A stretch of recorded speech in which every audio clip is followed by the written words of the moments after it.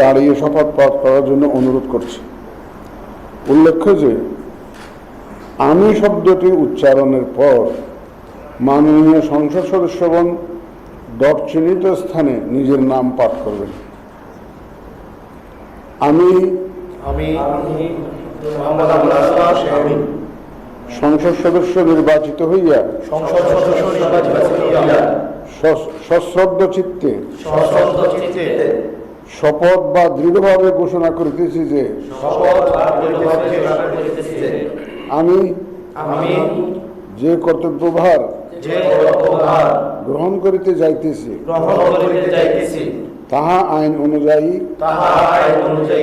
ও বিশ্বস্ততার সহিত পালন করিব। আমি বাংলাদেশের প্রতি অকৃত্রিম বিশ্বাস ও আনুগত্য পোষণ করিব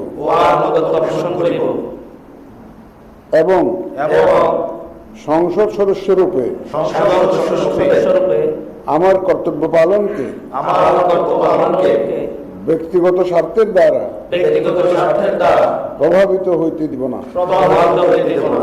ধন্যবাদ।